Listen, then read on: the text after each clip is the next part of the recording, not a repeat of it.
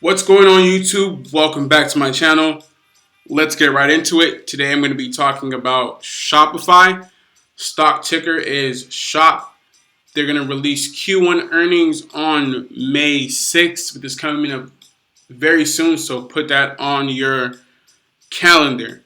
Let's move on now to the weekly chart. Take a look at that. And the company actually reached all-time highs this week. It broke above the 600 price level, which was acting sort of as its resistance.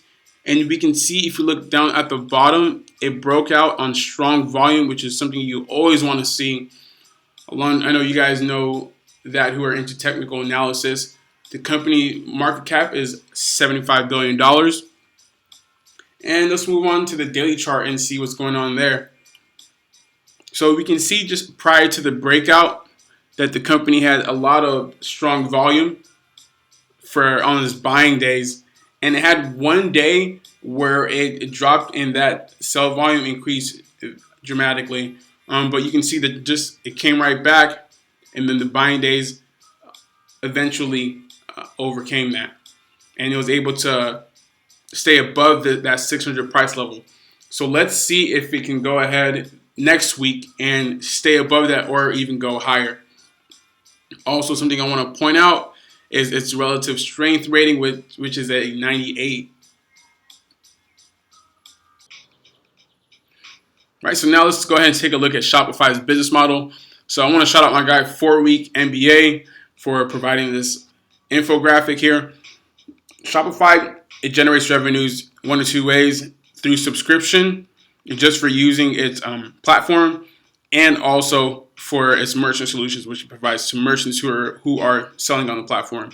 Merchant solutions, it has been growing in the number of years, but the thing I want us to focus on is actually the cost and the revenues of each revenue producing segment. So for the subscription, we can see that revenues compared to costs, it has a margin roughly close to about 70-75%, whereas the merchant solutions, it's a lot lower, probably close to about 40% or so. So that's definitely something to take a note of when we go ahead and look at the cost of goods later on in the income statement. But for now, I just want to go ahead and make note of that. So let's move on to the company news.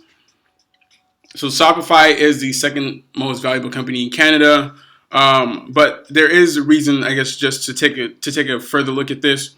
So in 2019, Shopify posted revenues of Canadian $8 billion, or a little bit less than that, whereas the most valuable company, Royal Bank of Canada, posted revenues of Canadian dollars 46 billion. And while Royal Bank of Canada notched roughly around $13 billion of net income, Shopify had operating losses of 140 million Canadian dollars. So that's definitely something to take note of. Also, the company launched new emails, so it's easier to go ahead and reach customers during the COVID-19 situation. And also, even in the midst of this, Shopify extends UK capital to the UK to go ahead and provide immediate relief to merchants. So the company it's still focused on helping its merchants provide the best value that it can to consumers. Now, just taking a look at how the number of merchants have increased over the years. So this is by quarter, guys. And in 2019, the company finally reached 1 million merchants, which it has on this platform, which is definitely very great. You can see that the company has just been growing, as well as its merchants as well, and the value that's providing to them. Let's take a look at the financial statements. Revenue for the past 3 years averaged close to 60%. And the company has no operating income, no net income. Well, I wouldn't say it doesn't have it, but they're all negative, right? So if you look at profitability, that's why return on assets is negative, return on equity is negative, return on invested capital is negative, net margin is negative as well. All right, guys, we're going to move on to the income statement. So you guys can go ahead and see the 2019 numbers, compare that to the 2018, 2017 numbers. But like I said, what I want to focus on is the cost of goods sold, or cost of revenue, and just breaking that down, we can see that merchant solutions accounted for 82% of cost of goods sold, and subscription accounted for 18%. So it just goes to show that although merchant solutions, it has been growing, but also it is a big contributing factor when it comes to the cost of revenue, cost of goods sold. So I did want to point that out for you guys as well. Just taking a look at the SG&A, you can see that has been decreasing as well since 2012. It's just been on a decline, which is great. Something that I look forward to seeing in companies, just that decline in cost. And it's going to move on to go ahead and show you guys the Shopify subscription solutions revenue compared to the merchant solutions revenue, so you guys can go ahead and see how that's been growing as well. And this is once again broken down by quarter, guys. So we can move on to the balance sheet, and you can see just from the financial health table that the company is definitely equipped to handle any short-term fluctuations. So it has a quick ratio of 8.5, current ratio of 8.6. Has little debt, and debt to equity is about 0.05. So cash and cash equivalents. So I kind of try to break it down for you guys. Cash and cash equivalents, short-term investments, about $2.46 billion. Trade and receivables, about $240 million. And you have net property and plant equipment, $250 million. Net intangible assets, $480 million. Total liabilities, about $470 million. Right. So let's move on to the cash flow statement. So breaking that down, from operating activities, breaking it down, depreciation was $40 million. Stock-based compensation, $160 million. Change in receivables is a negative $130 million. Change in payables is $80 million. And there's some other stuff in there. So I want to let you guys know that once I break this down, I don't break down everything all the time. I may just break down what's important to know. So for investing, the company had capex of negative $160 million, acquisition of $270 million, and net investments of negative $240 million. So proceeds and from financing activity, proceeds from common stock equated to $690 million.